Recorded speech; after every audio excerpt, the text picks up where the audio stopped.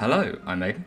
And I'm Josh. Welcome to Undead Ramblings, where we talk all things Call of Duty Zombies, amongst other games, movies, and other media. This is episode 31 of our podcast. Last episode, we kicked off our Black Ops 3 retrospective arc with the launch map of Shadows of Evil. So go check that out if you haven't seen it, as well as all of the other previous episodes of the podcast available on the channel. Also, if you haven't already done so, please do the YouTube stuff of like, share, and subscribe, and ring the bell so you don't miss another episode, and are able to watch all of the soundtrack content available on the channel. Your support means a lot, and we cannot thank you enough. Any updates, Josh? I think you know as well as I do what the answer to that question is. Yeah. Don't particularly know. Okay. And to be fair, I don't know if we were going to state it later or not, but we are recording this very soon after the previous one. So we haven't had much time to have any real changes. We're just recording this one a bit early. But hopefully next time I'll have something more to share. But this time it's fairly standard fare, really. Yeah, I mean, you say that, like, this is actually this episode should fall into our usual, recording schedule. It's next week's one that, of course, recording ages early, so, I mean, I did make note of it at the bottom of the episode when I go over, like, what's happening in the next episodes, but I'll mention it here, that Josh and I are going to be recording, the next episode after this early, just because I've got my in-laws round, so there might not be much channel updates, but this episode the next episode should still release 2 weeks after this one, so it will still be normal. It's just we're recording it a lot earlier. Yeah. So I'm going to throw in a little tidbit here. I'm hoping that pre-recording is more successful than pre-ordering. I have been fucked by Amazon today, and they've pushed the release of the book or the delivery of the art book back by a week. So I won't be getting that until next week. So I've been livid about that today. Honest to God, I woke up and it put me in the worst mood when I saw it. I was like, just bugger off. Why pre-order if you're going to get it like a week late? Mm-hmm. Yeah, I mean, it must be popular. It must be, yeah. I'm just wondering what happened. Like, how can you have a secure unit that's supposed to be available on that day, and then all of a sudden that unit has vanished, and now it's next week? Yeah. I'm guessing that this isn't like a limited time event, is it? Like, no. Once it's out, it's out. So yeah, cool. So you're not really missing out if you don't get it right now. Yeah, of course, yeah. I.e., I'm not gonna miss out on it. No, it just would have been nice to have, but you know, I suppose it's just one of those things. So, like you said in the previous episode, you're not pre-ordering it, buying it till later. So yeah, I do not having built a PC recently and bought 3D printers. I do not have the monetary capital to be able to buy the art book. So, yeah, of course. I'm gonna have to probably wait for my birthday in like a couple of months' time now. So basically, what I was getting at is it won't affect the video when we do get round to covering it. So. Because that'll be later down the line regardless. So I just wanted to vent. Exactly. Don't pre-order through Amazon. Lesson learned. Rule 101, don't pre-order, period. True. It's just that, you know, with physical media, that's supposed to be the main selling point of pre-ordering, is you get it on release. Why wouldn't you pre-order? You know what I mean? Like, it should be. That's how it should work. Physical media. True. Yeah. I should have just got the book digitally. Actually, wonder if you can. Right. Well. Sorry. I'm just going. Yeah. All right. Let's dive into the episode topics if you're ready. Yeah. Let's do it. Fantastic. Alright, well, in this episode of Undead Ramblings, we are treading on familiar ground as we discuss the second main launch experience of Black Ops 3 Zombies, The Giant. Topics for this episode will be the development and map setting, our initial thoughts on the map, cast and story, features, Easter eggs, music, and any other bits that we have left off. So, you ready to jump straight in? Aye, yeah, let's do it. Brilliant. So, our first topic, development and map settings. So the map release, the Giant will be released alongside Shadows of Evil on November the 6th, 2015 as part of the Day 1 experience for Black Ops 3 Zombies that we mentioned last time. However, the Giant was only available to Season Pass owners and would not become available to purchase individually until the 22nd of May 2016 for all platforms. Which... this was what they did. Like, they did something similar with Nuketown Zombies, didn't they? And I remember the Giant particularly, though, was... this decision was not well received. Yeah, because, the Giant was always seen as, the more basic map for people to easily get into, whereas Shadows of Evil was always the more complicated, Origins, stylized map. So it was a strange decision to not give you the option to have both at launch. Yeah, I could totally see where they were coming from. One thing that you haven't mentioned here that I do think is probably worth mentioning is that if you do get the Zombies Chronicles edition, I believe you get the Giant with that. Yeah. So obviously, you got the complete edition of Black Ops 3 now, which gives you all of the DLC. But I'm talking this. Back in the day, people were pissed that it was locked behind an $80 paywall, basically. Yeah. And unlike Nuketown Zombies, which was also locked behind the season pass, the Giant was a bit more of although it was the casual map, casual bonus map, the Giant had story and kind of kickstarted the rest of the story going forward.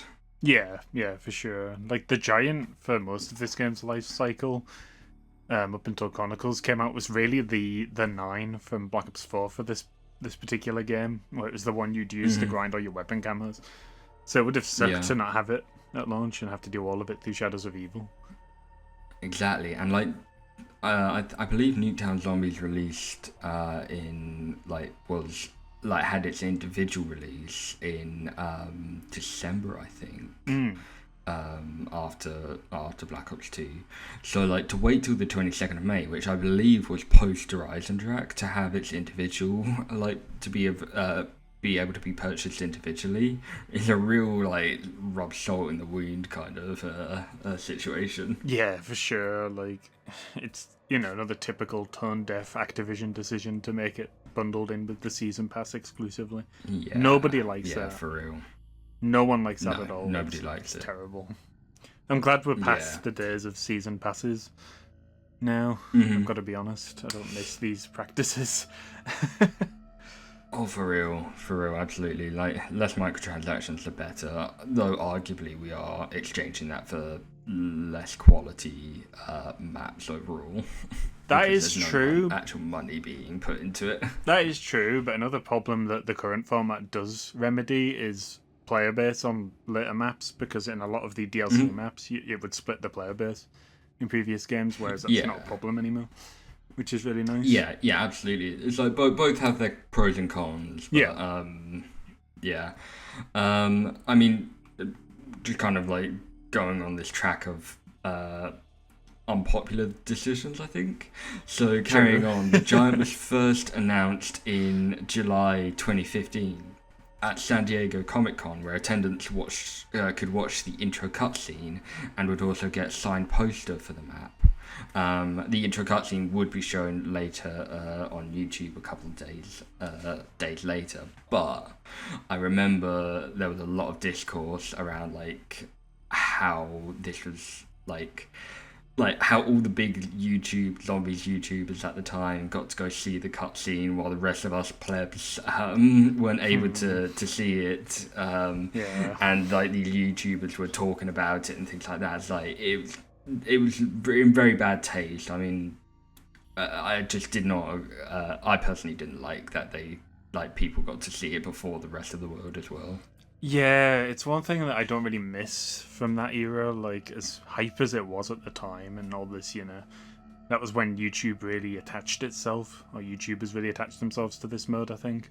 Black Ops 2 was the start of it, I think, really, but Black Ops 2 or Black Ops 3 was where it really kicked off, and they started getting very buddy with certain YouTubers, and I was never really that huge on that. I preferred it when it was more, like it is now, where it's everyone gets to enjoy everything at the same time. Like it's not just a Call of Duty problem. Games across the board have been inviting influencers out to play it early beforehand just to get positive PR. But I've never been a fan of it.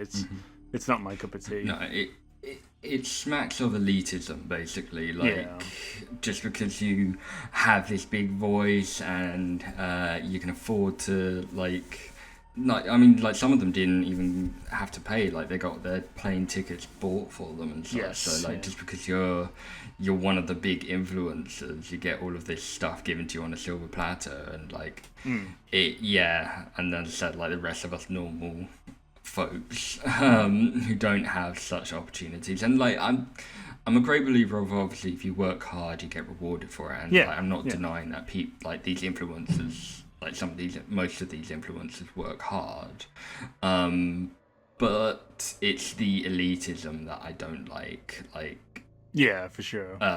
Like where they get like automatic special treatment, basically. Yeah, I think I could maybe let it slide when it comes to stuff like trailers and stuff like that, because we're all going to get to see it anyway. It's the merch that really hurts. I would love to have these posters or t-shirts sold, for everybody, but because they've done it as a bonus for content creators, they'll never release them as official merch. And I think that really sucks. I'd love to have like official zombie posters printed.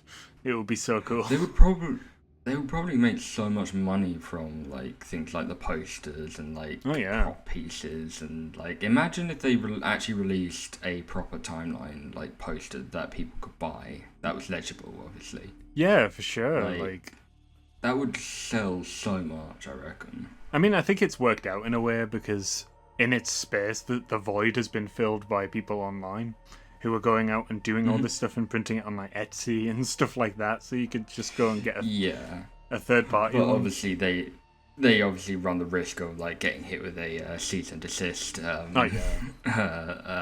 But yeah, I mean, let's not kind of go deep into this rabbit hole. But like, you and I have our opinions on zombies YouTubers or former zombies YouTubers. I think I tell you what, I'm promising a rant when it comes to the Chaos storyline.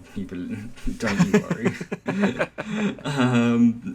So just to kind of get into this last bit of the map development, because I couldn't really find much, but apparently according to a Reddit post, the Giant was meant to be a DLC 5 for Black Ops 2 Zombies, but was later pushed back as a bonus map for Black Ops 3. Right, I hadn't heard of that. I did watch again that person on YouTube who did the deep dives into the older builds of the maps and stuff, and none of them that I've seen had the Giant as an option, just the Zombies Chronicles stuff. Okay. But that doesn't mean that it wasn't planned in the future. It just never made it to an actual build. So that would be pretty cool though. But I'm glad we got it where we did. I think Black Ops 3 as a whole plays better than Black Ops 2. So I'm happy it landed where it did.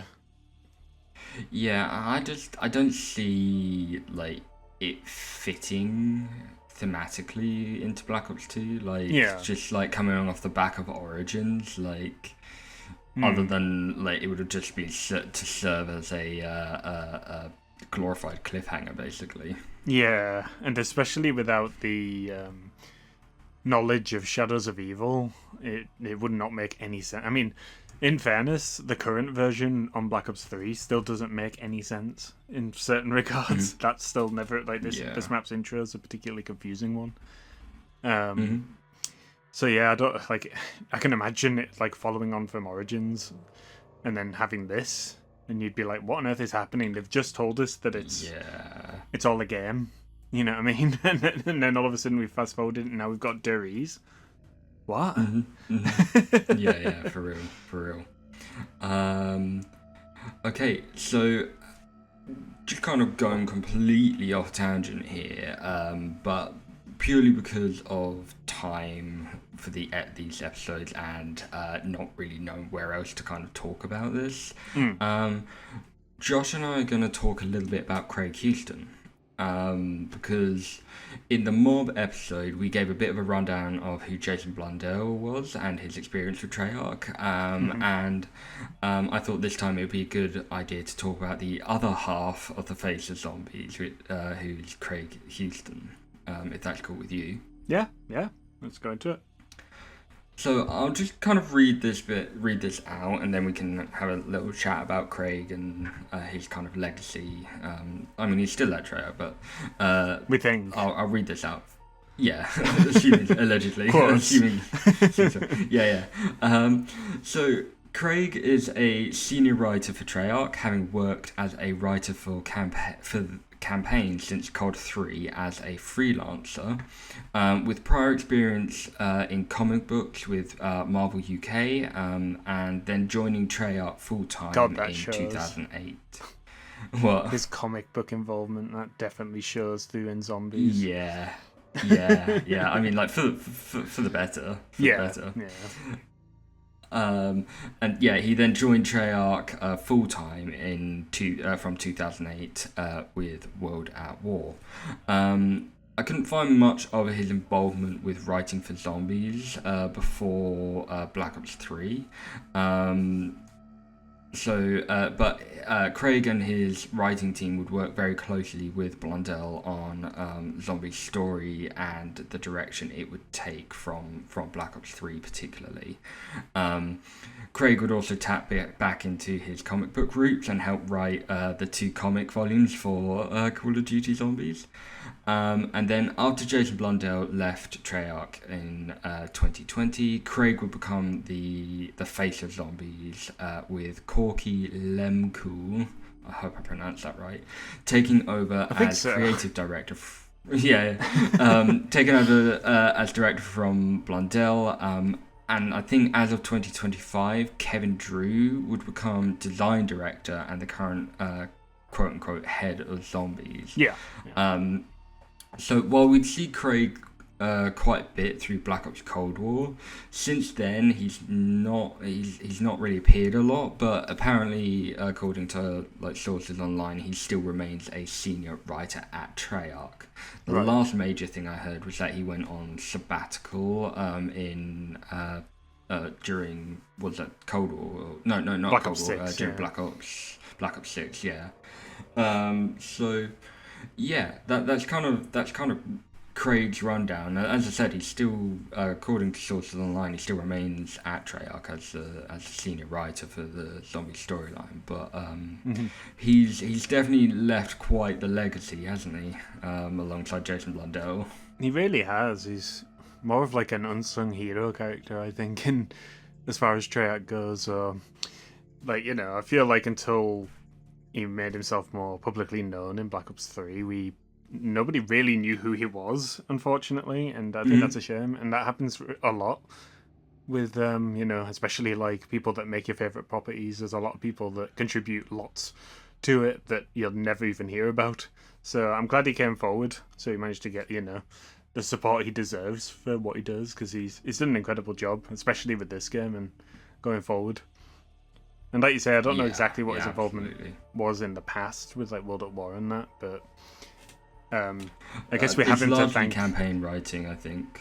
Right. Well, at least for the more modern entries, then we at least have him to thank for our characters being the way they are. So yeah, that's a plus. Absolutely, yeah.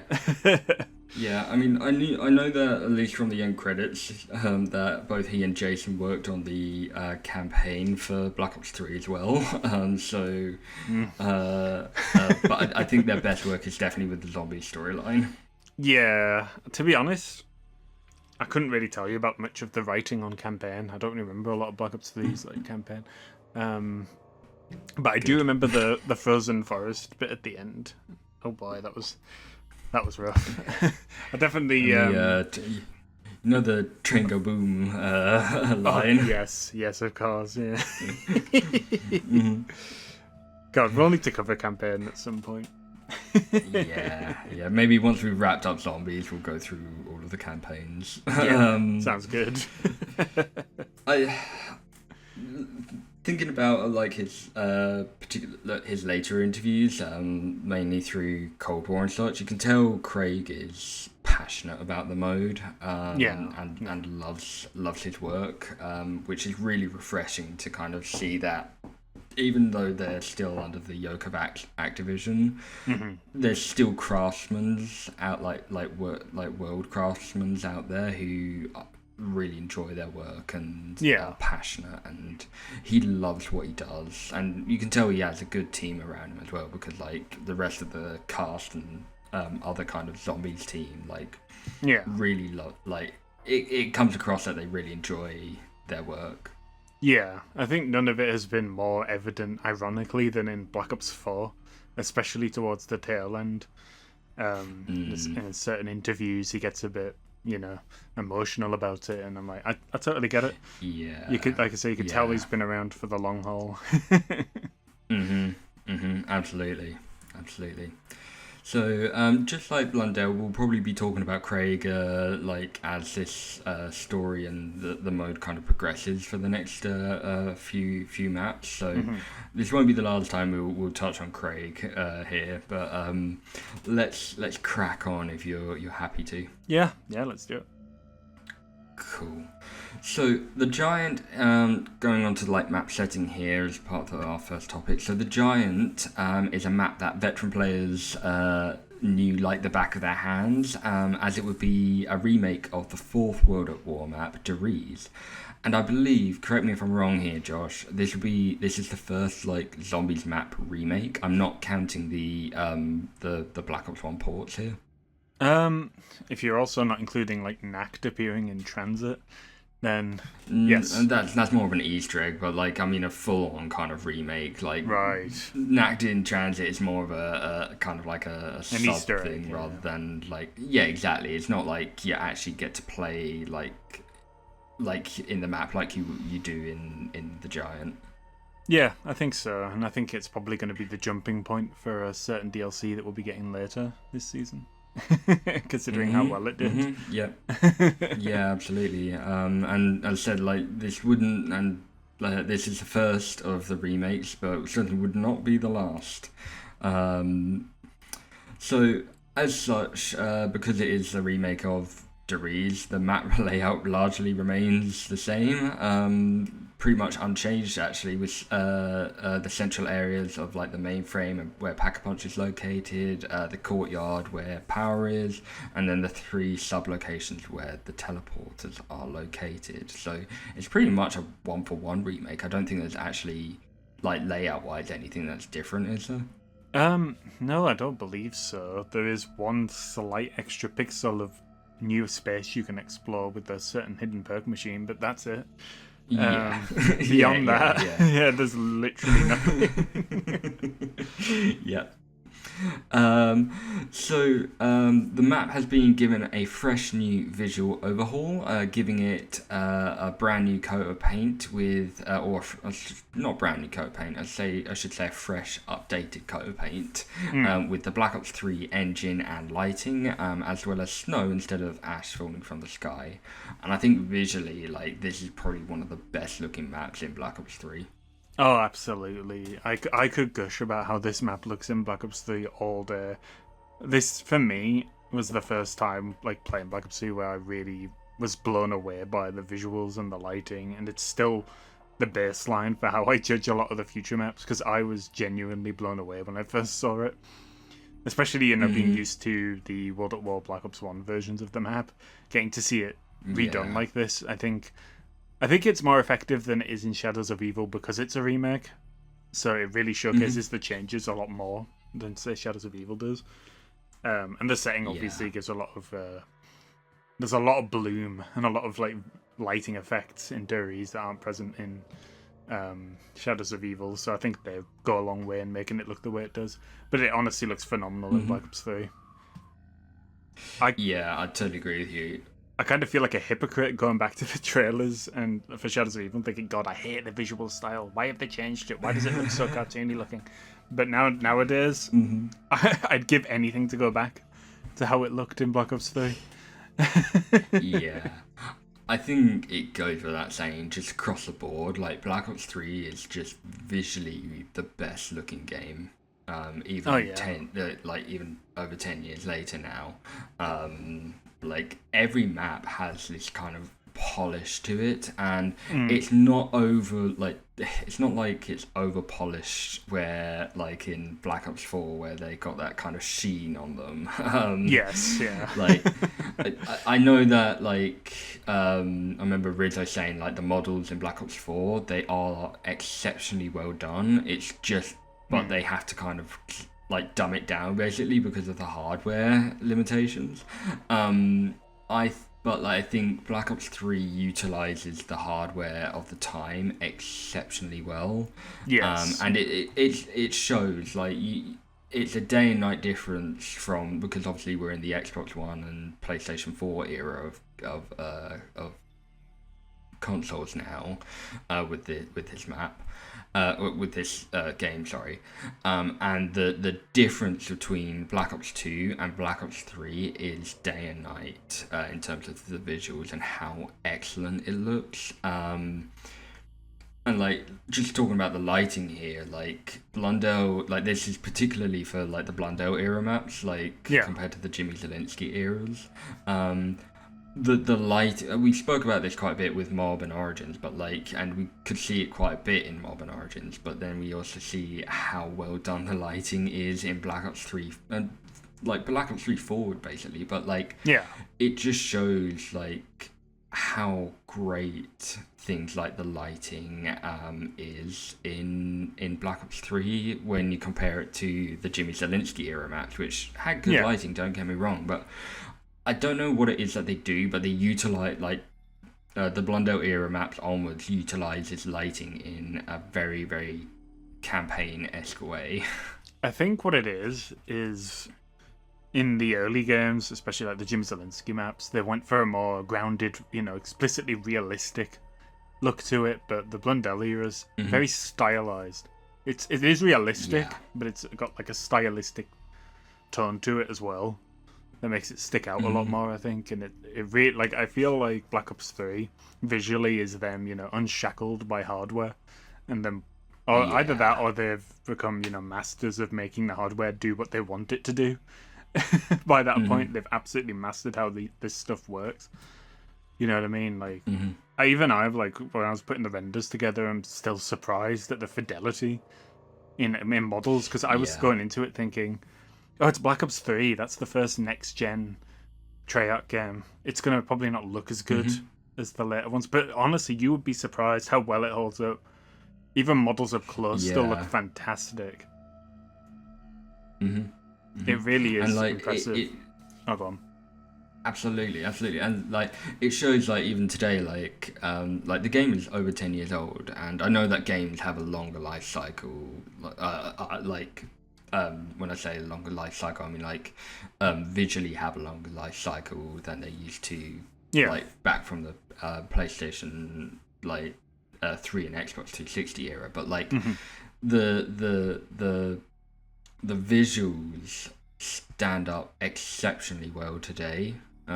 Like Call of Duty, like you go back to like World at War and like even from Black Ops 3 when you went back to play World at War, the games still looked kind of dated or starting to look dated, and the models started looking dated, and started looking clunky. But Black Ops 3 and then onwards, like the models, like particularly in Black Ops 3, the visuals and the models are really, really well done, and like the craftsmanship that the team had put into the design and everything is fantastic. Yeah, I feel like it's a part of the development that doesn't get enough praise either, to be honest, because I know we like to harp on about the music team and how good they are, but they have some really talented artists as well. Some of the visuals and stuff they come up with throughout this series is, I'd love to point to the book for evidence, but it is what it is. But you get my point regardless. Yeah. They are very, very talented. Absolutely, and I think that's what makes it extra infuriating that Activision is trying to make them cut corners with AI stuff, generative AI stuff, is because like you have this absolute wealth of talent. In Treyarch, and just not Treyarch, but not just Treyarch, but the rest of the franchises. Yeah, they have this wealth of talent in their designers and modelers, and yet they're choosing to Activision is forcing them to use AI slop basically. It's such a shame. It really is, because like you said, like there's studios out there I imagine that would kill to get the same quality that Call of Duty does. I know it's like, it's Call of Duty, it looks the same every year and all this, that, the other, but I really don't buy into that. I think, as a franchise, I still think it looks fantastic. Most of the games hold up really well visually. Yeah, and as I said earlier, I think Black Ops 3 Zombies particularly is the best looking in the franchise. Yeah, absolutely, without a doubt. Like, if I'd go from playing, what's the most recent map? Kawakuja, then jump back into, say, the Giant, for example, it doesn't feel like I've made that much of a jump. Like, back. It still feels modern and really, well optimized for today's hardware and the hardware back then as well. Honestly, I don't know how they do it. I swear they have some, dark mysticism or something working for them behind closed doors. For real, absolutely. We'll be gushing on about the visuals as much as the music, certainly going forward. Just one thing that I'm kind of wanting to kind of touch on here. I like in Black Ops 3, and this one's coming to mind the most right now, but I'm sure it's in other maps. But I like how each map kind of has its own kind of, for lack of a better word, filter, like lighting or color filter on it. So in Shadows, you kind of got that kind of orange filter over it. Yeah. Whereas the Giant and the Eisendrache are kind of more blue. Zetsubo's got that kind of green on it. I'm not sure what I'd say for GK or I would lean on orange. Revelations. Yeah, Revelations, I would say blue, but like you said, there is quite a lot of blue already. Largely because of the big fuck off sun in the sky, isn't it? I mean, to be fair, nothing affects the light of a scene more than the sun. Yeah, for real. But we'll probably be talking about this more in Revelations. But even in Revelations, depending on which island you go to, the filter. I'm using air quotes here for that because it's lack of a better word, but the filter kind of changes because if you go to the Zetsubo island, not Zetsubo, the Varukta island, it's kind of got a green tint to it. Yeah, that's true. It's more because of the Shinonuma influence, isn't it, with the swampy area coming through on the side. Yeah. So again, I think Treyarch uses their lighting alongside that kind of filter that they put over the map really, really masterfully. Absolutely. Yeah, I think the way I would have phrased it is every area has its own visual identity. You can tell where you are based on just how it looks. You know what I mean? It's really good. It's like I said, it's masterfully done. It's something we talked about a lot in Black Ops 6 as well. So they're still doing it well to this day. And where certain steps are more easily noticeable because of the way they light things and the way they color things. It's interesting in gaming across the board. Cues kind of thing. Yeah, yeah, it's interesting in gaming across the board, but I think Treyarch does it particularly well. It's definitely one of the few times that I really notice it. Or I guess you could argue. I guess you could argue that because I notice it, it's not as well done. I guess there is an argument for that. Yeah, I always prefer lighting and visual cues to tell me and environmental cues to tell me what I'm meant to be doing or where I'm meant to be going or looking at or shooting or whatever. I prefer in-game stuff compared to the Ubisoft here's a marker text on the screen to tell me where I'm meant to go and what I'm meant to do and things like that. Yeah, having a million UI elements and goalposts, markers, health bars. I mean, to be fair, we're touching very closely on Black Ops Cold War and Black Ops 6 here. yeah, exactly. But like, they still utilize the things like for the main quest and that. They still utilize visual cues and lighting cues to kind of give a bit of a give an incentive of what you're meant to be doing. True. Yeah. Honestly, like, I was going to say, I could gush about this all day. We could fill an hour slot with just gushing about the game's lighting. Yeah, absolutely. And as I said, it's probably not going to be last time during, from the maps forward, basically, that we're going to be talking about this. So let's crack on and move on from this. So still sticking with map settings. So this map would be set in a alternate timeline. And so would feature things and events that were not present in the original Riese, like a giant robot head suspended outside the mainframe. And I couldn't really find any evidence for this, like in game evidence or anything on the timeline. But I remember someone, or maybe it was Treyarch somewhere, like saying that this map is set 2 years after the events of Origins. Honestly, I don't remember, truth be told. Possibly. Fair enough. Okay, let's move on to our next topic, which is our initial thoughts on the map. So, fire away, Josh. Alright, so I have a bit of a funny story that I actually meant to touch on last time, but it totally slipped my mind. So, when Black Ops 3 came out, this was the first game I'd ever bought on PC first. Because I didn't have an Xbox One at the time. So I was like, I'd already bought the last gen version of Exo Zombies, and I was not about to make that mistake again. So I was like, I would rather have it on PC at this point. And then about a month before the game launches, my graphics card died. So I I had to play it on my internal graphics card. Luckily, I had an internal one on the motherboard, and somehow it actually ran it okay. It was on like low medium settings, but it was playable. Yeah. It was like 30 FPS, but it was playable. So that was my. So you got the last gen experience before last gen, basically. Yeah, pretty much. True. I didn't think of it like that, but yeah. Oh my god. So, my first experience with it wasn't, the version I'm sure that was envisioned by the devs when they made the map.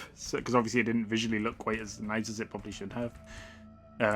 So taking all that into account that I said before, this was obviously after I'd played it properly. But yeah, I really enjoyed it. It was pretty much what I expected it to be. It was just Riese, really, and you can't go wrong with Riese. It's definitely still one of the best maps from that era. It's kind of hard to go into what I like and didn't like about it because not a whole lot has really changed, and I do mean that. If you haven't played it, it really has not changed a lot. One of the few changes is like randomized perks, which was okay, I guess. I don't really have any strong feelings on it. I just really liked it for the same reasons I liked Riese, and I think that's probably going to be the same for a lot of people. If you like Riese, you'll probably like this one. There's, I said, very little to put you off. There's, like I said, there's a few minor changes. Narrative changes are pretty cool. Obviously, it's a completely different story this time than it was the first time we were here. But as far as the gameplay goes, my areas that I'd like to stay out of generally stayed the same. So we've always got the catwalk and... Is it Teleporter C at the back? Yeah, I think so. Yeah, like that ground area is a good training area. But beyond that, like I said, not a lot has really changed from my original thoughts on Riese when we covered it back then. It is, like I said, very largely the same. What about you? I think this was like the map that I fell in love with instantly with Black Ops 3. Because, like, it was kind of like that the kind of safe map, because like Shadows of Evil is so different compared to what we had before, and so like to be able to have kind of all reliable in the back pocket here, genius move. Be able to play like exactly, just to be able to kind of play casual zombies on a map that I already loved was really nice. And like I remember just kind of loading into the game and just being absolutely thrown away by the visuals, the music, and just it felt so nice to just be able to play what felt like a fully realized version of what Riese should have been. Oh yeah, for sure. Without like the hardware limitations. My only gripe was obviously it didn't have any of the World at War or Black Ops guns on the walls. Yeah. But like I could let that slide. But yeah, it was just an absolute joy to play, just to kind of go back through the motions of like linking the teleporters and unlocking the map and doing the catwalk strat and playing like Riese but with the Black Ops 3 engine. Like it was just a great time basically, and I think I spent more time on the Giant than I did on Shadows of Evil. Yeah, that's totally fair. Well, as we said in the last episode, at launch, Shadows of Evil was a very different experience to how it is now. So I can totally see why that would be the case. I think for me as well, like I said earlier, it was my 9 for this game, so I did play it a lot more gameplay wise, just to farm guns, than I did Shadows of Evil. Shadows of Evil was the one I wanted to do when I wanted to have a proper game. And the Giant was like, if I just want to, kill an hour and play zombies and pick up the Giant. Nice and easy. Yeah, absolutely. Assuming your favourite areas are pretty much the same as they were from the Giant. Not the Giant, from Riese. Yeah, as I said before, I pretty much just can't teleport a C still and the catwalk if you're feeling particularly lazy. Yeah. The only thing I think I would say that did bother me on my first playthrough, and it still kind of bothers me today, is that Black Ops 3 Zombies doesn't function very well without a shield. Yeah. And this map really suffers from that. It kind of takes training out and makes like the catwalk sometimes the only viable option because you just get hit way too quickly in Black Ops 3 compared to previous entries. Yeah, I'd agree with that. Yeah, I think so. Like obviously, training wise or camping wise, I'm pretty much in the same boat as you are. Though I think visually wise, the mainframe is my favorite area. Oh yeah, it does look cool, especially when you get all 3 of the teleporters attached and it's running on all cylinders. You've got all the lights going off at the top. It really is a visual treat. Like I say, I know I've been a bit lukewarm here. But I do want to make it clear, I do like the map. I'm just not crazy about it. But I do think it's really solid. Yeah, that's fair. Yeah. I do like obviously with the updated engine, they've done like some updated animations as well. And not the Wonderwolf one though. No, but like I love how things like the teleporters now actually have moving parts in them now. Yes. Whereas before they were just like static, like non-moving machinery. And like when you link the teleporters to the mainframe, the wires like shoot electric across and drop the ice off, which is just it's not one of those like big standout moments in a map, but like it's one of those like little things like that. They didn't have to put that in, but like some developer out there has probably like put some work into that, and like it's nice to have their work acknowledged. Oh yeah, absolutely. It was a very cool detail. It certainly makes it feel more real, like you actually have turned this thing on and it hasn't been on in years. yeah exactly.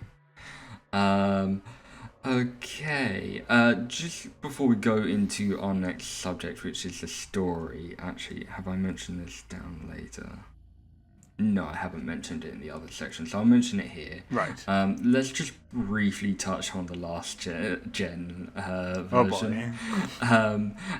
How is it that they made that whoever did the ports to the last gen version made the giant look worse than Riese? Honestly, this is one video I didn't watch in preparation, so I'm gonna.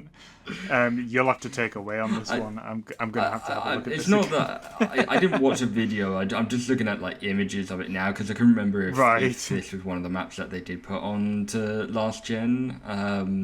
And I tell you what though, we're not going to be able to play the last gen maps apart from Shadows because the Xbox Marketplace is obviously shut down now. Oh really? Yeah, you're right. Oh yeah, damn. Yeah. So the only one we'd be able to play is if we got Black Ops 3 physically.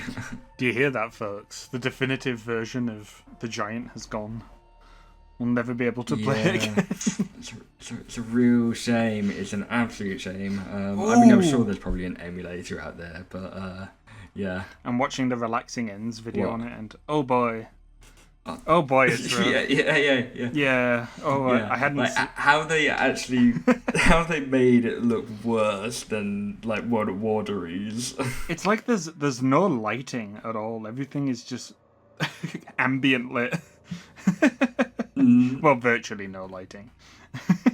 Yeah. It is pretty egregious. I do in some ways feel for the devs of it because I'm like, it must have been a daunting task to be told, port this game that clearly wouldn't work on old hardware and make it work. You know what I mean? Like, I do think, well, I used to think that there's no way they needed to trim it back as much as they did.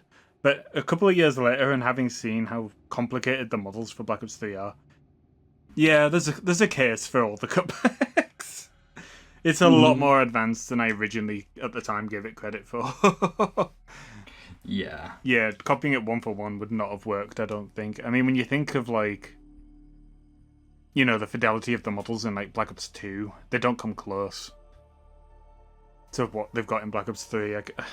I think last gen Richtofen, if his eyes weren't black, would probably be the closest we'd get to an accurate adaptation to how it would have looked. Yeah, for real. Yeah, it really is crazy, but I'm glad we got it because it gave us some good laughs at least. Oh, absolutely. And like last gen Richtofen still lives on in Classified. Yes, he does, yeah. I saw a clip the other day on Reddit of someone playing it, and he nearly got them killed because he appeared right on screen when he was getting hoarded by zombies. I was like, yeah, that sounds about right. Oh, that's hilarious. All right, let's move on to our next topic, which is story, and I'll let you crack on with the timeline excerpt. Alright, let me just scroll back. So ever since I've been on YouTube, it's thrown it right off. Right. Okay, so I'm going to put this one on screen as well, probably because I'm borderline illiterate, apparently, and I always struggle and stumble through these. So I'm... It's when I'm under pressure. I just skip words, fumble other ones. So I'm going to put it on screen as well, so you can read along with me, like a children's book. Alright, so... The Giant, October 13th, 1945. Deceptio fracture. As a zombie outbreak occurs, Primus, Dempsey, Takeo... I don't know why I said that. Separate that. Primus, Dempsey, Takeo, and Nikolai confront Ultimus Richtofen moments after he teleports Maxis and Samantha. As they try to reason with him to wake their counterparts, Primus Richtofen arrives through the teleporter and kills his Ultimus self, triggering fractures across time and space. As Primus fights the undead, Group 935 secure the Dempsey test subject and transport him to Der Eisendrache. Primus pursues them in a German giant. Mostly seamless. Mm-hmm. Maybe I don't need to. Maybe I don't need to subtitle this one. I give it a 5 out of 7. Ah, damn. Maybe next time. I'm actually wiping the sweat from my brow after that. Christ. I was like really focusing in on it. Like I'm gonna get it right. No, you did great. Okay, so we'll kind of talk about this or the intro cut not the intro cut we're going to talk about the intro cutscene and the return of Primus in a second, and obviously we'll be talking about this the timeline excerpt as we go carry on with this bit. So yeah, let's talk about the intro cutscene, and I just want to kind of jump in here real quick and just say how much I absolutely love this intro cutscene. This is probably one of my favorite intro cutscenes. Oh yeah, I can totally see why. It's the way it just starts off with like the radio from the radio from Riese, or the ending of that final radio from Riese, where Richtofen betrays Maxis, and you hear it happening, and then obviously the clock stops and it cuts to Ultimus Richtofen laughing, which is the last thing you hear in that radio, and I adore it. It got me. I remember watching it for the first time and it gave me goosebumps. Yes, yeah. I think the first time I ever saw it was through one of those YouTube leak videos where someone had recorded at the showcase. Bet they weren't invited back again. But yeah, it's a really cool moment. Like you say, I love how they synchronize it with the radios, so it makes canonical sense as well. And it was a big scene, like watching it the first time, because obviously this was before other universes were really properly established. Origins was still kind of a considered, part of the original timeline at this point. So as far as we knew, we'd actually this was actually going to take place during the original Riese that we'd already played, and we were going to change it in some way. So that was really exciting. Yeah, absolutely. Like I'm right there with you, because I think it wasn't until it was at some point between Eisendrache and Zetspo where we actually started realizing that there are different dimensions. And if I remember rightly, wasn't it when the excerpts for the Chronorium were being teased and such that spoke about different dimensions? Yeah, it could be. Yeah. And yeah, so at this point, like as you said, like we still thought this was all one linear timeline, and that we were actually like that Origins was the initial meeting of our characters. Yeah. And that it was their past selves, not their alternate selves, and so, like as you said, like this and then Eisendrache were like set in the past, but we're actually changing the timeline and all of that now. That's what the thought was, and then obviously like as the intro cutscene goes on, and you got the Primus versions, or what we thought of as our past versions of our characters, like meeting Ultimus Richtofen, and like kind of like trying to tell him to go wake up the test subjects, and like again, it kind of fed into that theory of like this is the past that's trying to kind of these are our characters from the past telling the characters from the future to kind of carry on events, otherwise things would go crazy. And it goes about as well as you'd expect. Well, yeah, because then Primus Richtofen comes in and shoots his like past self, which is the funniest shit when you watch it for the first time. I remember being blown away, because like I say, back then we thought that was the Richtofen we played as, and we'd literally just changed everything. I mean, even Nikolai insinuates as much, that you've just changed history by doing that, which you have, but it is still it still does change history, but it is still a fracture, I guess. Exactly, and also just kind of like put a little nerdy thing, because I like to keep track of this stuff. So Origins is the first intro cutscene, CGI cutscene of our characters, but like this is the first time we see, and I think up until the giant. Oh no, yeah. So yeah, this is the first time, and up until not the giant, up until Classified, this is the first time we see Ultimus Richtofen in CGI. Yes, yeah, it is. Yeah, I think you're right. It was such a sin that until Black Ops 4 we never got to really see Ultimus as a in a cutscene. They just never got that treatment, unfortunately. And I think it's. I mean, they got the. I blame Dempsey. Dempsey's low poly look. Yeah, absolutely.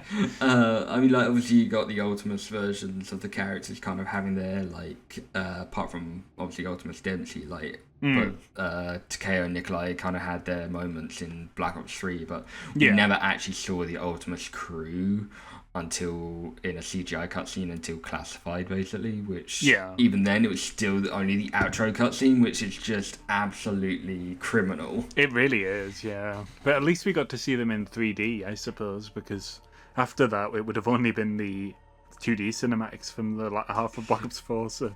Yeah, I know, which makes it even more criminal. I know, and it's so short as well.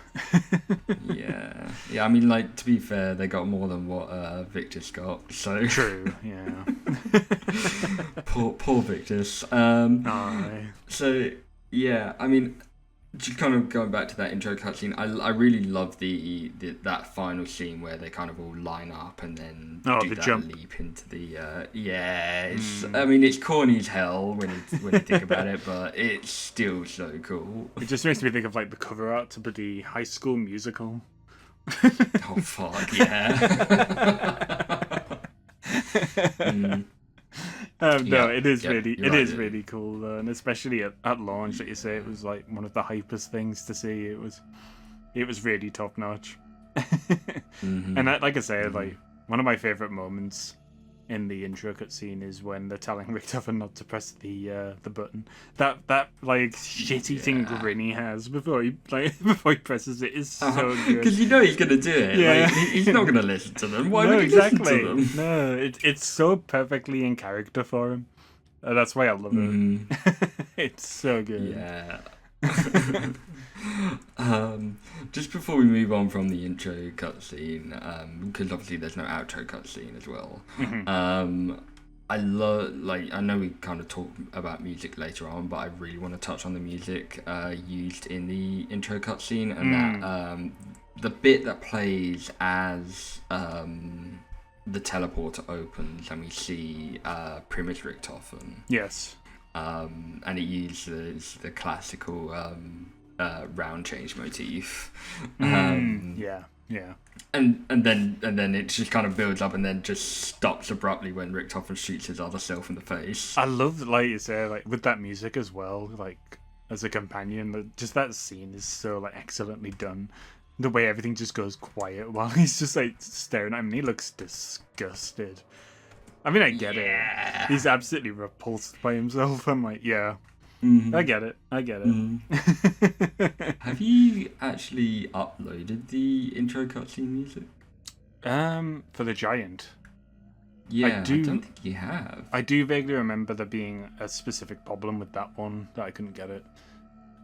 Is it like the tool, or is it the like Black Ops 4 issue where it's like actually embedded with the I mean, it will, like, if I could get it, or if I can get it, I'll have a look into it.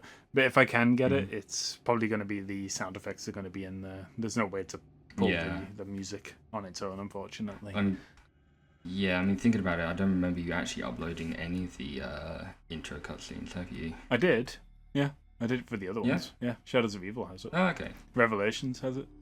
The other ones in between, I'm not 100% sure on, but I believe so. Yeah. Yeah, I'm pretty confident. Correct me in the comments. Cool. Yeah, I'll look into it. I'm usually good at keeping you on your toes with these things. Okay, so obviously, as we've been speaking about, we've got the return of Primus from Black Ops 2, and they will be basically carrying the story forward from here. I really like that they kind of, I think I mentioned it a bit later on, so like Primus's personalities, like while they're still grounded, they start acting a bit more like their Ultimus counterparts, and like because of the 115 delusions. Yes. So they're not... Oh, go on. I was gonna say they're not quite as like serious as they were in Origins, which they're a bit more quirky and like deliver one-liners and such now. Yeah, absolutely. This was one of the things I was going to bundle in with my initial thoughts on it, but I totally forgot. But yeah, that was one of the aspects I did notice when I first played it. Nowadays, looking back, I'm kind of mixed on it, to be honest, because I kind of like the unique flair that they brought to Origins, being the way they were. These ones feel more like... Well, they're still serious, obviously, to a degree, but they feel maybe a bit too silly for the story at times now. Yeah. But I do like them. I mean, these are when people talk about, premise, it's these ones from the Giant and up to Revelations that people are talking about generally. So clearly it struck a chord with people. So I'm clearly probably in the minority on that. But I kind of like the more, like I said about Richtofen in Origins, the fish out of water approach that we had back then. Which you do still get a bit in his solo monologue at the start. You see traces of it, and well, it's a bit lazy that thinking back, but you kind of get that for all of Richtofen's intros, don't you, for the rest of the season? He reiterates that same quote from Origins, like in every map, pretty much on solo. To be honest, I don't think it's lazy because I think it actually works. Like they've utilized it really well. With him kind of like, it's the delusions. He's going through the 115 delusions, and so like he is getting confused. And I think that like it works. Whereas like if it was like just repeating a generic quote, map in, map out, then it would be a bit lazy. But I think in this case it does work, and Nolan North, being the talent that he is, manages to deliver it in different ways each time. Yeah, he does. Yeah, I just wish they'd used different quotes from Origins each time instead of the same one for every single map for the rest of the season. But it's not a major complaint.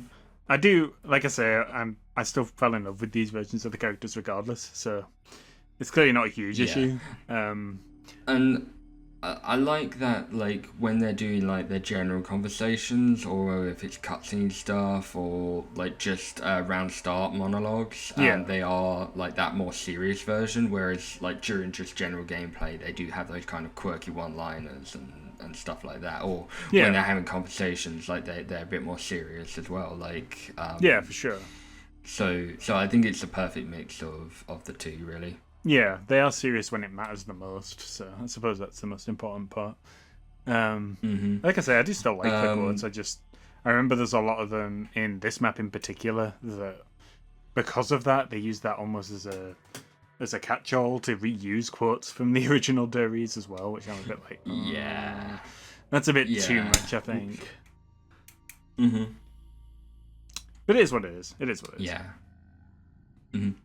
And obviously, just kind of just kind of like reading through this bit here. So, obviously, like Richtofen doesn't. The reason he doesn't have this kind of fish out of water kind of feel now is that, with hindsight, pretty much Richtofen will have already gone through the events of the comics at this point, which will be obviously revealed later on. And so I'm not going to cover all of the events of the comics here, just kind of like sparks notes this bit. But like from the events of the comics, Richtofen will be armed with the knowledge of the Chronorium, which is a book of ancient power containing information on the multiverse, artifacts, and history of those who dwell inside and outside of the universes. And that the Chronorium contains the entire timeline of the Ether universe, including the original timeline, Dimension 63, the Fractures, and Argatha. And the pages will show the reader what they need to know. And as we see in Blood of the Dead, they can also change. So Richtofen like has had Victus to like go ahead and get the Chronorium for him, which he's learned about what he needs to do. So that's kind of like why he's not like confused, not confused, but like he's a bit more secretive and knows what he's doing this time, whereas before he's a bit like, oh, I'm just going to follow the lead of the other guys. yeah, exactly. And even I'm looking at my timeline poster on the wall here, like in the bottom corner, there's he's actually written in it saying like, I know now what I must do. ER. Yeah. So he's definitely is a man with a mission this time around. Yeah, absolutely. He's more in tune with the original version, I guess, in that sense, that he's more leading the way and everyone else is just kind of tagging along. Whereas, as you said, in Origins, it was more the other way around. The other three were wanting to help Sam, but Richtofen wasn't that keen, so they were kind of just dragging him along. Exactly. And though we don't physically see it in this map, Richtofen would also be possessing the summoning key at this point, which he stole from the keepers at the end of the Shadows of Evil cutscene. And it's revealed later on that he kind of pretends to get the Ultimus soul from this map, from the intro cutscene of this map. He's already got his soul and sent that off, but it's in order to kind of make the others trust him later on. He says that he was collecting the soul of this Richtofen, but really he just killed this Richtofen just for shits and giggles. That's kind of really dark when you think about it. Not that, let's be honest. Not that this version didn't deserve it, because he most certainly does. Oh yeah, no, absolutely. But still, yeah, he didn't really have any reason to need to kill this Ultimus Richtofen. Yeah, 100%. It was, like you say, just for the fun of it this time, I guess. I mean, who doesn't want to shoot a Richtofen in the face sometimes? So, especially on Moon, do you have when anything those else? constant back-to-back intro quotes on your headset. Oh god, yeah. So a lot of story in this map. Do you have anything else you wanted to touch on? Not particularly. No, I think we're good to move on. Okay, cool. Yeah, I mean, this episode is more story heavy than it's going to be feature heavy, which is our next topic. So, as already mentioned, this map is pretty much a 1-for-1 remake of Riese, so it will share many of the features that first appeared in this map, like teleporters, pack-a-punch, etc. We're not going to go over them again because we've already mentioned them in the Riese episode. Yeah, I'll put it on. Well, however, I was going to say I'll put it on screen. I'll put it in the description for anyone who wants to go back and check out the original. Headphone users, be warned. yeah, it's a bit ear jarring. So the Giant would bring with it, obviously, all the updated features of Black Ops 3 that we mentioned last episode, like alternate ammo types, gobblegum machines will be around the map, and obviously the 3-hit system, etc. Again, we're not going to go over them. And as we've already mentioned, or as I mentioned in my initial thoughts, the weapon pool will be updated to feature the Black Ops 3 weapons. Yeah. But what I did want to touch on here is that obviously we get a brand new starting pistol, which will carry us through until Chronicles, which is the MR6. Yeah, so this one's a bit rough. I'm sure we addressed it in Shadows of Evil, but this one is it's no M1911, that's for sure. No, and it's certainly no Bloodhound. It feels like an honest to god callback to the M1911 from World at War, with its horrible sound. The tinny firing. Yes, that's exactly what it sounds like. It sounds like a stapler. That's how I've always thought of it. It's not a very satisfying gun to use. It's often one that gets thrown early. And again, which is honest.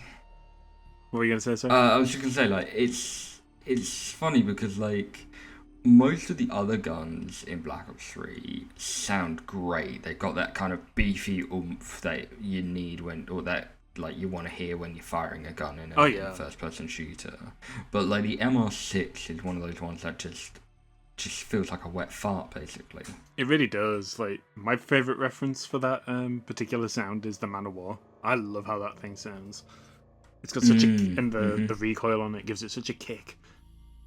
It's such a good weapon to use. But the MR6, like you say, it just sounds tinny and I mean, it sounds. I mean, I guess it sells how it performs, because it doesn't perform all that well being a starter pistol. So I guess it's honest. That's what I'll call it. It's honest. Yeah, but like, oh, go on. It's still not great. Yeah, for sure. And for those who haven't upgraded it, it's basically just like the Bloodhound. It's another Mustang and Sally that you won't use because there's no PhD. So yet another throwaway. Is it Death and Taxes? It's called in this game. I think it is. Yeah, I think so. No. So yeah, I mean, there's not much to kind of really say about it. It's not great, and to be honest, even though we didn't mention it last time, and we'll probably mention it more about in Revelations with the Super Easter egg, but obviously you do get another starter pistol later on, which is the RK5, and again, that's not great. That is great either. Yeah. It does the job. It's serviceable, but it's not great. Yeah. M14 gang all the way. Absolutely. Yeah. So that's that really. Obviously, the Wunderwaffe DG2 makes its return since it was last seen in Call of the Dead. So that was cool, and it's got a shiny new coat of paint, which looks awesome. It does, doesn't it? It looks gorgeous in Black Ops 3. Yeah, I love the light bulbs. Yeah, it's so good, so masterfully done. If only all other aspects of it were so masterfully designed. The giant stock. I mean, yeah, I'll let you kind of talk about this. So there's a funny little rabbit hole that I was going to when I was making the render stuff for this particular episode. I was wanting to have a character using the Wunderwaffe, but I realised very quickly that the actual weapon is like almost completely unfeasible to actually carry. And is way too large for the average person. So if you look in game, I might show it on screen if I remember to do it. You can see that the characters hold it with like the generic like SMG animations or the handgun one in Black Ops 3, which is hilarious to watch them cup their hands around the handles while trying to aim at the Wunderwaffe. Just seems hilarious to me. You imagine trying to aim like that, you'd be constantly tipping forward. Yeah, God, honestly, it is hilarious. I think the funniest part is that in first person you can tell that the only reason it works and they hold it the way that you'd expect they should is because they can hide the stock. So it's completely cut off the screen so you don't see it. You know it would be clipping right through you if it was there. But anyway, just a small bit of trivia. We had a good laugh about that, didn't we?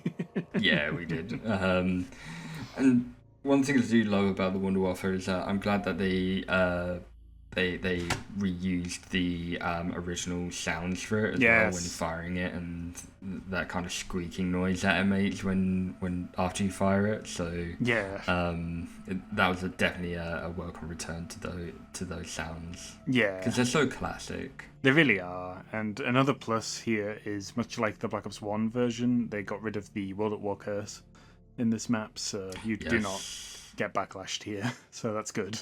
You cannot lose Juggernog, thank God. Yeah. Okay, so where am I at? Okay, yeah. So and speaking of other things, unlike Riese, unlike Riese, the Giant would feature random perks, yay, including two extra ones not included in the previous iteration of Riese from World at War and Black Ops 1, which we'll get to in a second. But yeah, I'm not a big fan of the random perks. I mean, I don't like random perks in general, but I'm really not a fan of it in this map because, like, they took away my jug corner, which for some might be okay, but, like, for me, that's like a kind of classic Riese kind of thing. Yeah, I completely agree with you. I also don't think it adds anything here. Like, I just don't think adding the random perks made the map better in any way. It's just kind of another layer on there, and it doesn't take from shadows where you could tell where they were from based on like the smashed perk bottles. I'm not saying they should have done the perk bottles Yeah. again, but having some way to determine where they are would have been nice. But it's neither here nor there. I don't think it negatively impacts the map. They're just kind of, they're okay, I guess. Yeah. It's I mean, like as I said, for me, it's just like, they kind of killed the jug corner. Yeah, that is like the nostalgic death zone, isn't it? Where you just you're going to get it immediately down. Oh, there is one like huge sin that is perfect for this map. You can no longer place as many trip mines or bouncing betties as you want in Black Ops 3. Yeah. And that You're on only this allowed to map, put 2 down, aren't you? yeah, that on this map is a cardinal sin because this was the map with the scene with Takio in the trailer where he would put like dozens of them across the bridge, and now you can't do that anymore. What a shame. Worst map ever. Yeah. I want my money back. Okay. And the only other thing I had for features here, again, like because most of these are from like are returning ones from Riese, but again, unlike Riese, the mystery box this time around will start in different locations rather than its fixed location at power. This one, I think, plays on my nostalgia more than the previous one did. I hate the box not being opposite the power switch when the game starts. Yeah.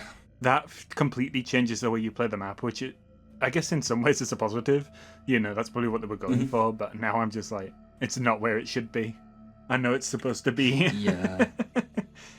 The amount of memories. I think there's... Oh, go on. Yeah. No, you crack on. I was just going to say the amount of like nostalgia I have of playing it with randoms at launch and just everyone jumping down from the bridge and running to the box, trying to get there first, because you know if somebody else gets there first, you're not getting a go at all. Yeah. All that's gone now, because it's like you go to power and it's almost never there. Yeah, it's a that one gets me more than the jug one, I think, personally. Yeah. I think, like, kind of like thinking about it, it's like it kind of ruins the gameplay loop from the previous. I'm not saying, like, again, like I'm not saying this map is bad. Like, this map is fantastic and is a fully realized Riese. Yeah. But I think like not having the box in the fixed location it was at power kind of breaks the gameplay loop that was expected in the original one, because like you start off a map, you choose which side you want to go to, you kind of progress through those sides, and then you eventually come to the courtyard where there's power, but not just power, but there's also a mystery box. There's nothing else in the power courtyard. There's no weapons on the wall, is there? Not in the courtyard, no. Well, yeah. There is one. Are we talking about like underneath the clock? No, I'm talking about like in where the power is, like that kind of courtyard before you open the gate. Right. Yeah. So like. Yeah. No, there's no guns there. Yeah. So like you had like it's like with town, like you've got a mystery box location there, and like in Riese, like you have the mystery box there rewarding your kind of you being able to push through, and then you're able to get a weapon from the box, and then maybe the box moves after a few hits, but from there, like after you turn on power, you're incentivized to go back to teleport to C, activate that, and then go through the methods of activating the teleporters and like finding and eventually opening pack-a-punch, and that's that kind of gameplay loop and progression loop that Riese did really well, but I think it kind of gets broken a bit here. Yeah, like I said before, I can kind of appreciate that they wanted to change up the way you play it so it didn't feel like a carbon copy, but I think they changed so little else that it feels very surface level, and they probably I would have liked to have seen, I'm sure I mentioned it in our ranking, the ranking episode, that was my biggest issue with the Giant, was that I wish they'd done more and done more of a reimagining like they did with like Classified and stuff like that later on, than just a straight up carbon copy, because it makes the changes they did make feel very, I don't know, kind of lukewarm, I guess. You know what I mean? They don't feel like they really changed the experience all that much. Yeah. Which, I mean, for a bonus map, when they're kind of playing it safe with a classic style, it kind of like makes sense when it comes to this map. Yeah, for sure. But yeah, like that's all I had for features, unless you can think of anything else top of your head. Not particularly. I think most of it is, like you say, identical more or less to the original.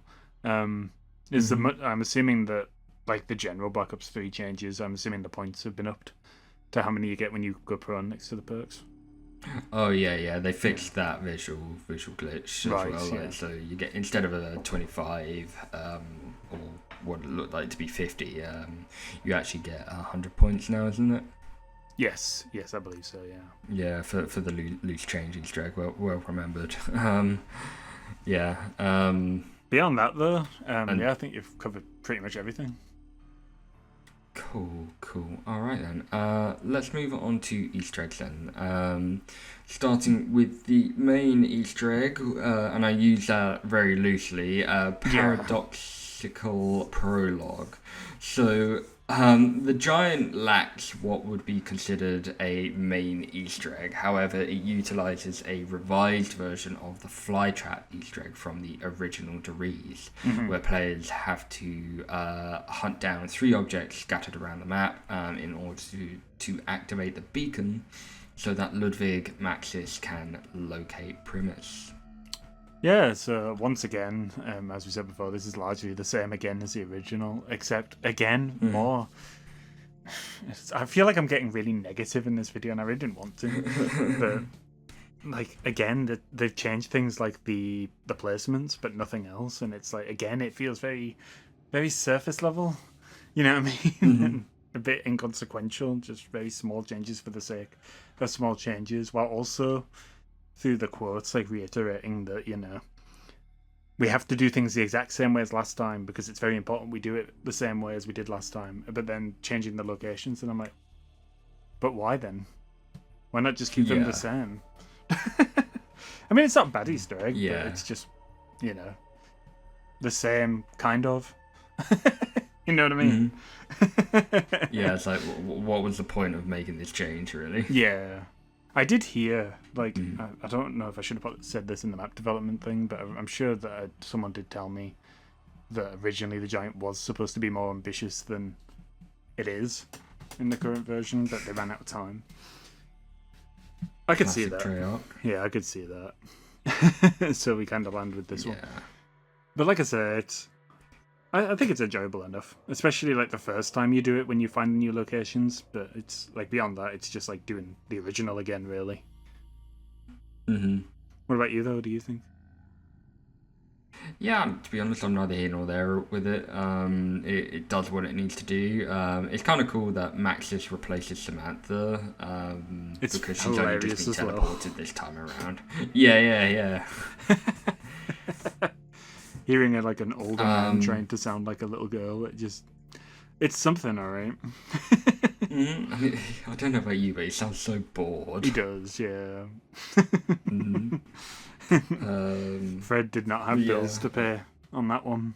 Nope, not this time. It's serviceable. I think I would have liked for a remake, and obviously if they had time, I would have liked to see a bit more in-depth Easter egg that maybe utilised the fly trap like within it. But I mean, it is what it is. Not crazy about the rewards either, to be honest.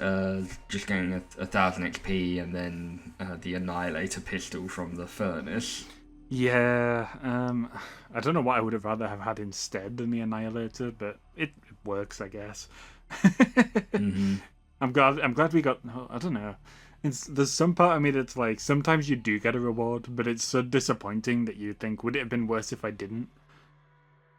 You know what I mean? Yeah, yeah. I mean, obviously, so for those of you who don't know, like the Annihilator, well, all throughout Black Ops 3 Zombies, we now have like specialist weapons, Yeah. and the Annihilator is this map's specialist weapon, and for some reason Revelations, but oh no, not Revelations. It's just this map, isn't it? I think so, yeah. Yeah, it's. I'm thinking I think- Chronicles. Yes, it it does appear in Chronicles, yeah. Right, you Yeah. are. And I mean, like, it's a powerful revolver. I believe it's a one-hit kill with double tap into the high 30s. Yeah. But it's not. It's so slow, and it's exactly the same as it appears in multiplayer. So like, they didn't update it with the zombies feel that they did for some of the other weapons. Yeah, exactly. Yeah, it's a shame. I think they could have done a bit more. But again, like I say, if that story about them running out of time is true, it's kind of hard to really blame them for it, because, you know, they could have just given us nothing, I suppose. It's the nightmares approach, like in campaign, where you're like, maybe they should have just given us nothing. Yeah. Yeah, that's true. Okay, I mean, like that's it. Like so basically the main Easter egg is just the fly trap.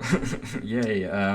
Well, I suppose I didn't I suppose we didn't really touch on the narrative implication. It basically is just telling Maxis where we are so we can be teleported to the next location. It literally is nothing but a pit stop. The giant. Yeah. It's such a shame. It really is. Like, yeah. And I don't know why we couldn't have just activated a beacon. I mean, but here's the thing: like, we've not been able to activate or we didn't need to activate the beacon in like Zetsubo or GK. But I'm assuming like Maxis probably knew where we all were at all times at that point. You'd imagine he would for the giant as well. I'm assuming he's just teleported from the house. I would assume so. It shouldn't be too hard to find. I wouldn't have thought.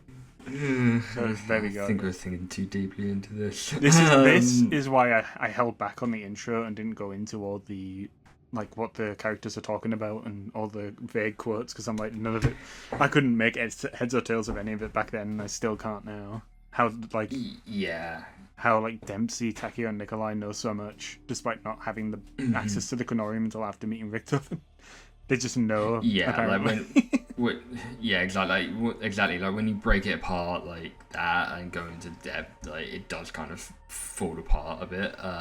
And like I think even to this day, the giant radios that are scattered around the map just don't make sense to anyone. Yeah, there's one about the beacon making your hair fall out or something. Like isn't there one where like Nikolai kills like 3 different Richtophens, one with a fish hook as well? It's like, oh, am I not meant to tell them that? Yeah, exactly. Yeah, and it's like the one thing that always like makes me laugh is the fact that I think what says more than having Jason come out and say that they didn't really know is the fact that the timeline doesn't address it either. Yeah, they completely wiped their ass with that and say, yeah, it doesn't. They just met up there and they somehow know what they're doing now, so it's fine. Just go with it. You mentioning about the one where Dempsey says like it makes their hair fall out. I remember people jumping on that and thinking like, oh, so it is Dempsey in the Ascension poster then. Oh yeah. Who did it turn out to be again? Oh, it was like Groff, wasn't it? Yes, I think so. Yeah. Like, there's so many theories about it until they said it was actually Groff. Like. Yeah, true. Okay, let's move on to side Easter eggs, because we're not too far from the end here. So, just going through them. So the Monkey Bomb Furnace Easter egg makes its return, but then this time again, Maxis replaces Samantha's quotes. Yes. Which is pretty funny to hear. It is, yeah.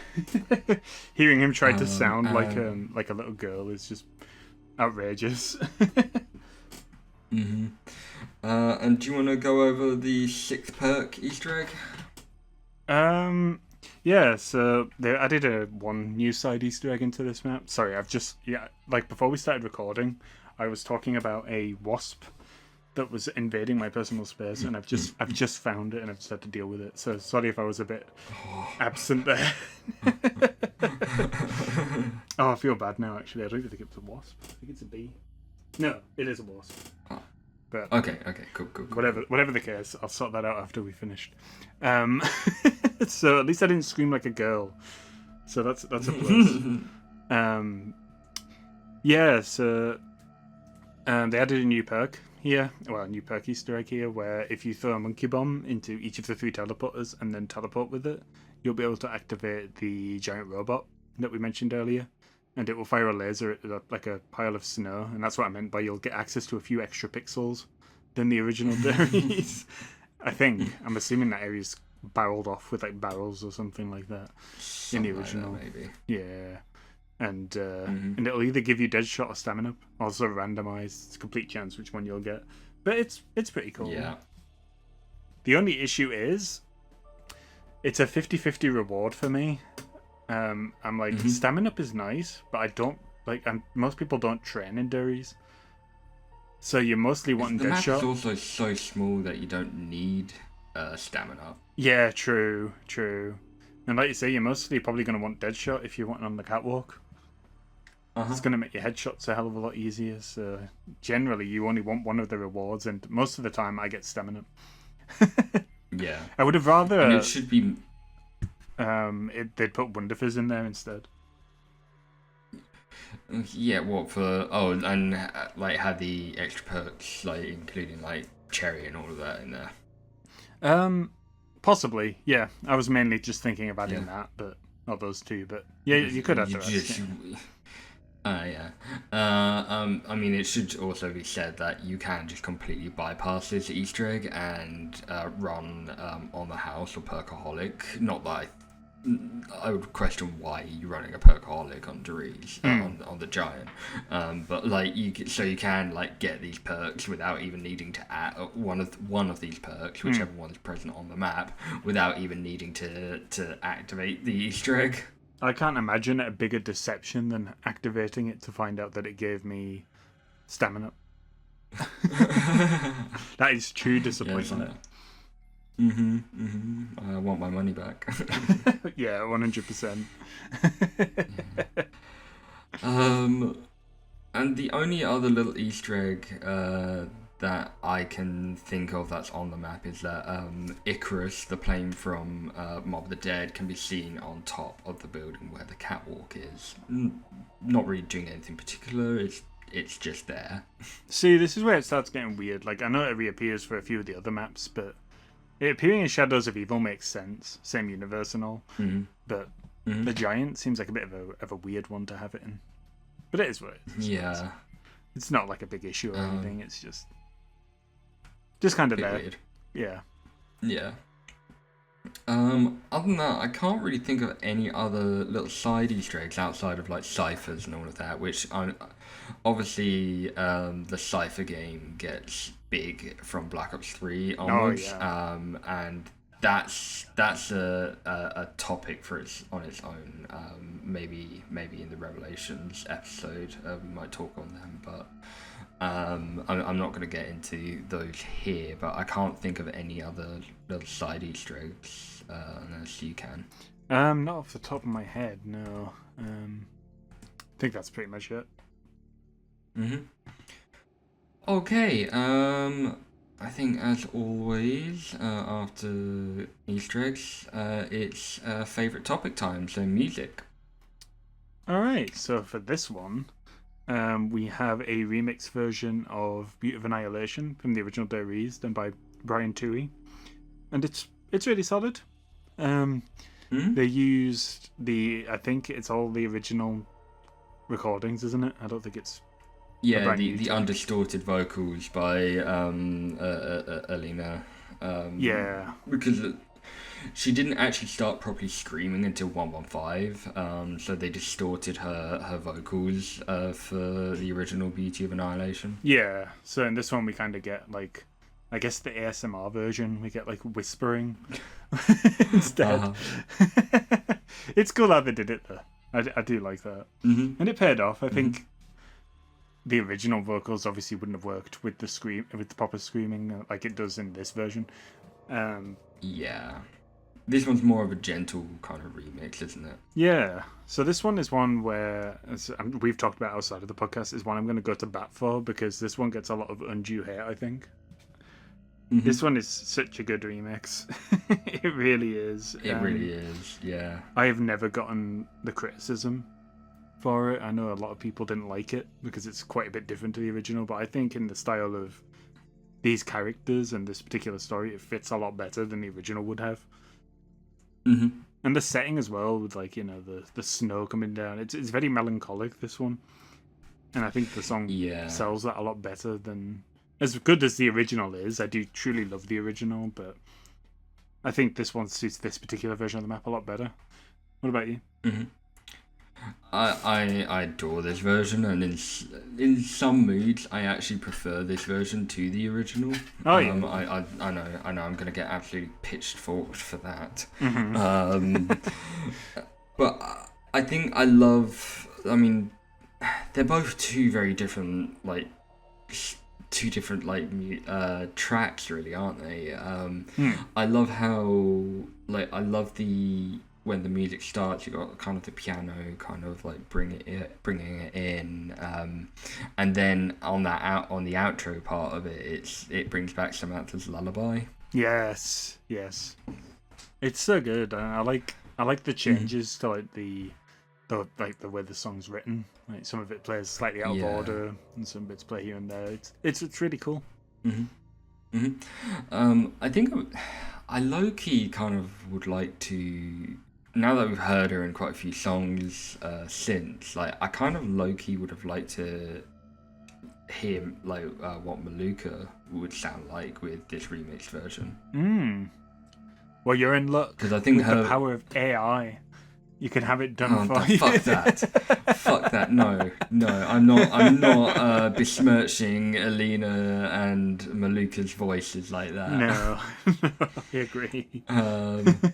But no, it's just because I feel like Maluka's voice obviously suits that more melancholic, gentle kind of sounding hidden songs. Yeah, true. It would have been interesting as well to see, because we've never had like another singer cover another person's song in Zombies, so that would have been an interesting first. Yeah.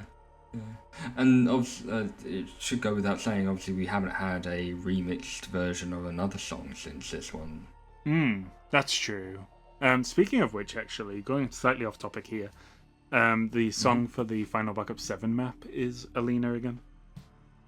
Oh, cool. Yeah, I think I saw that. They teased it on Twitter, didn't they? I haven't watched it though. I did hear the preview for this one, but it wasn't because I wanted to hear the audio. It was just because of the clip that they showed. I wanted to see what the map looked like. It sounds pretty good. I like the name though. Take Us Home. What a banger name that is. Nice. That sounds like a DLC 4 map title. Yeah. If ever I could pick one. And kind of, I guess, like being as it's like fitting around the house as well, that kind of makes sense. Yeah, and I assume it'll be the last one in the Dark Ether as well, I'm guessing.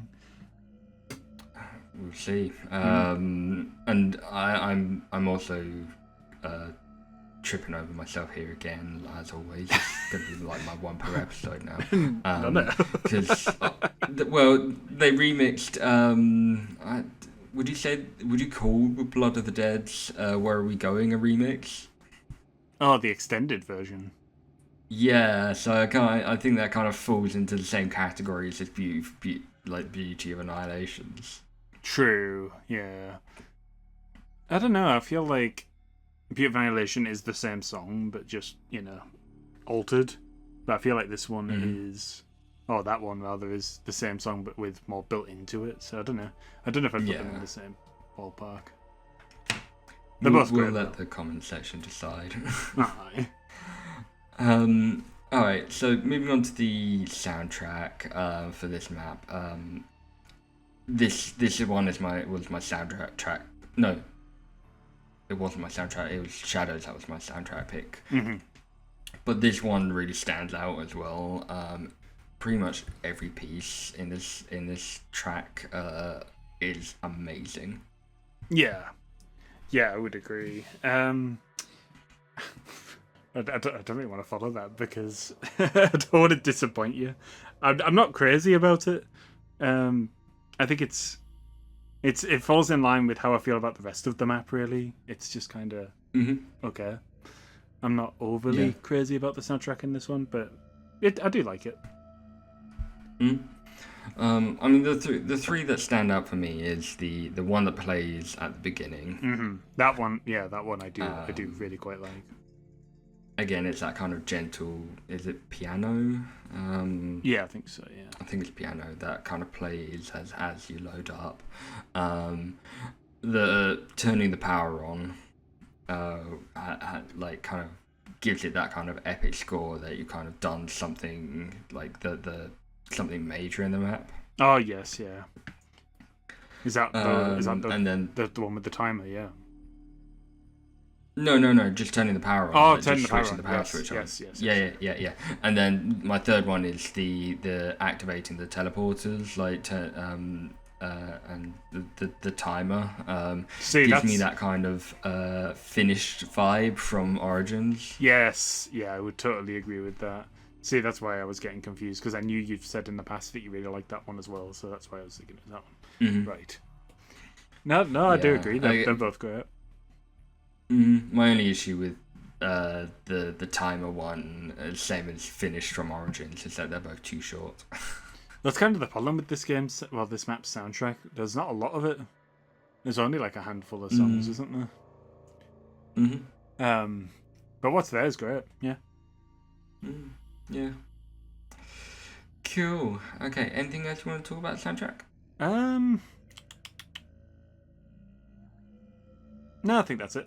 Just trying to think if there's anything we've maybe missed. No worries. Well, let's go on to our final topic, which is the other section. So, only two things to really talk about in this. Firstly is the poster for this map. So we'll be getting regular posters now, really, for the next few maps going forward. And I've actually done my research here. So this poster was designed by Simon Bisley, who is a renowned comic book artist who worked on characters like Lobo from DC Comics. Right. And he also did the Batman and Judge Dredd crossover comics as well. All right. Definitely tapping into the comic influences with this map, aren't they? yeah, absolutely. And I mean, like the poster is incredible for this map. It really does kind of give that comic book vibe as well. Yeah, 100%. Just kind of bringing it up here so I can talk about it a bit. Are we talking about the massive poster, the anniversary poster that has the giant on it, or are we talking about a separate one?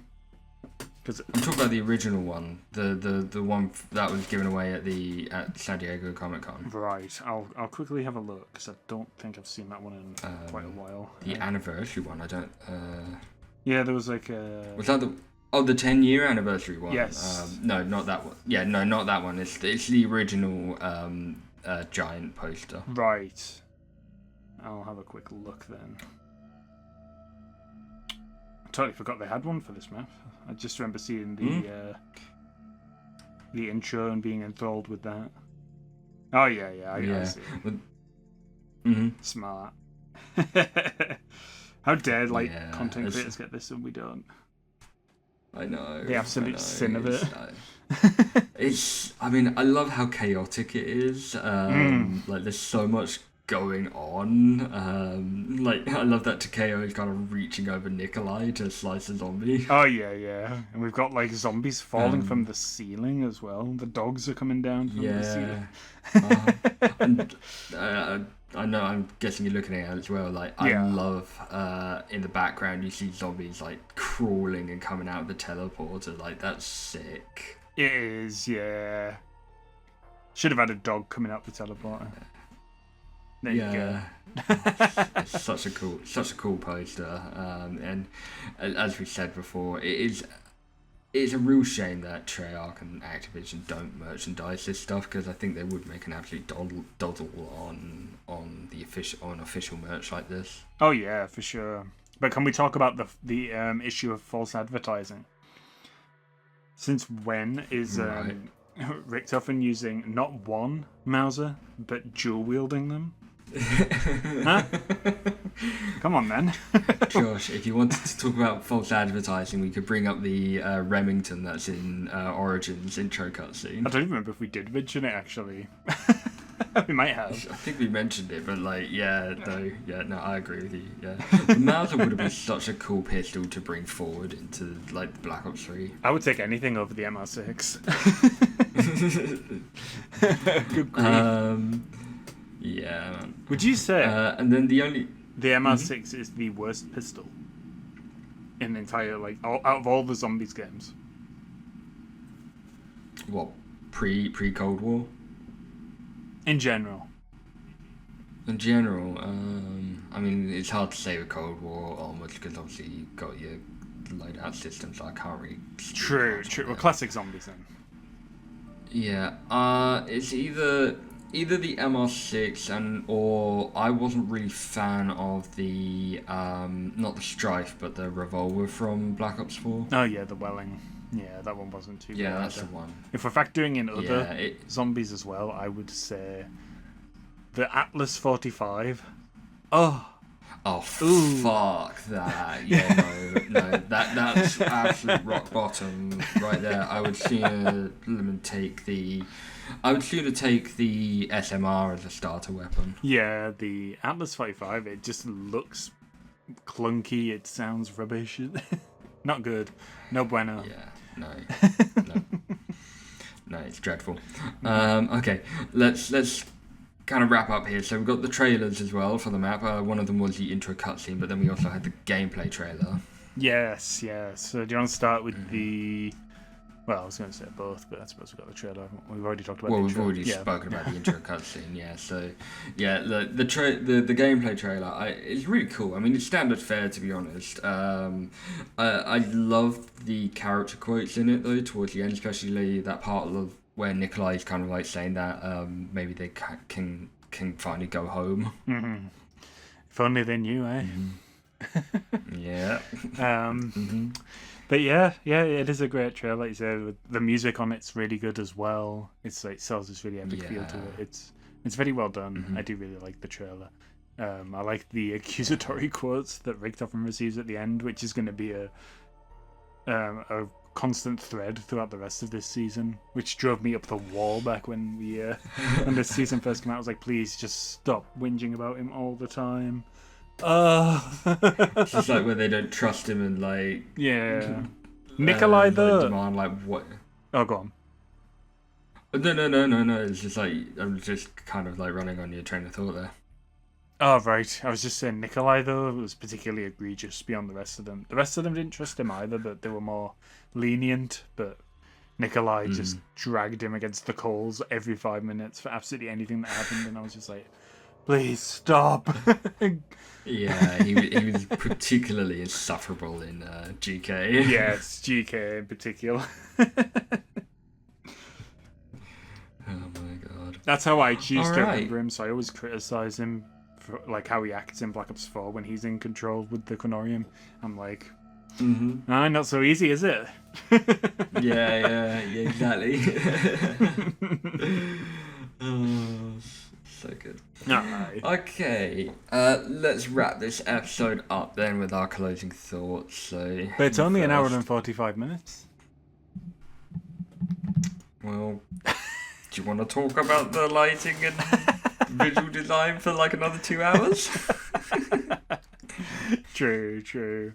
All right, so closing thoughts then. I do. I know I may have not made it seem like that's the case in this particular episode because I've said a lot more negative stuff than I expected to coming in. I think more of it stems from not disliking the map, but being maybe disappointed that there wasn't more. It's because what is here I really like, and I wish there was more of it, which I think is a fair complaint.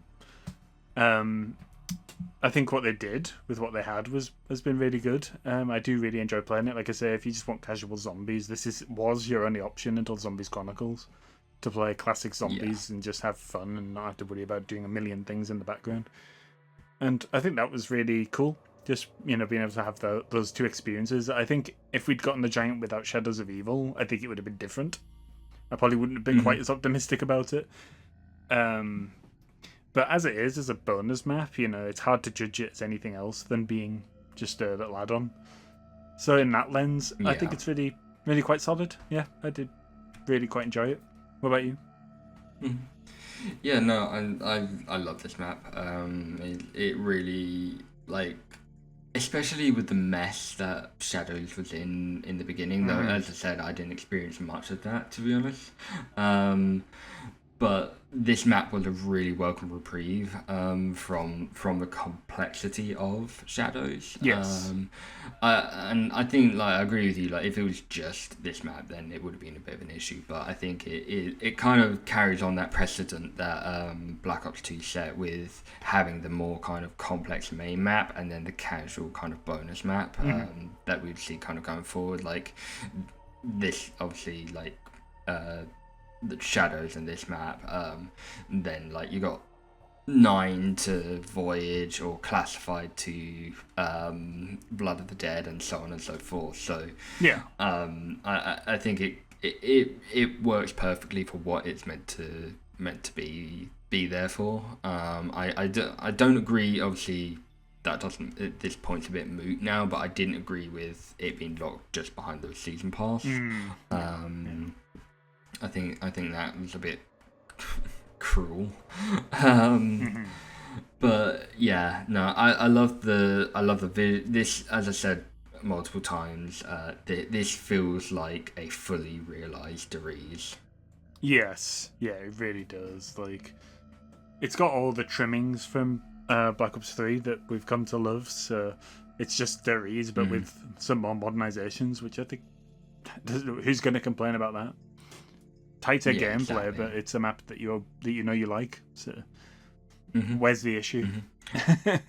Yeah, and despite it being an old map, I think it works well with the Black Ops 3 engine and features, and the zombies, and all of that lot. So it actually, because some maps don't translate well when they get updated, but this one really did really well. Yeah, for sure.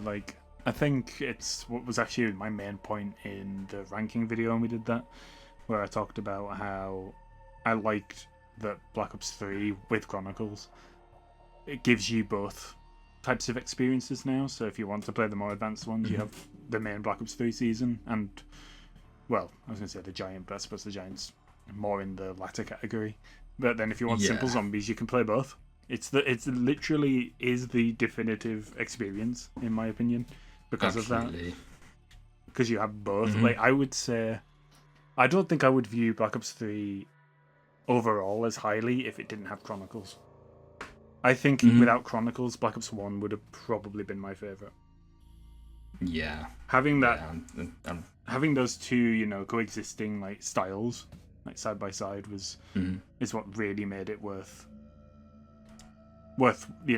buying at the time. Having all those maps under one roof was just great.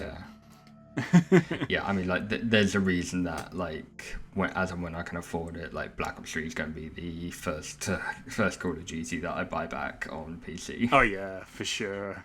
And mod support on PC, so that's another reason to love it. Exactly. So it's content for days, baby. Yeah. Okay, with that, let's go on to our outro and finish this episode off.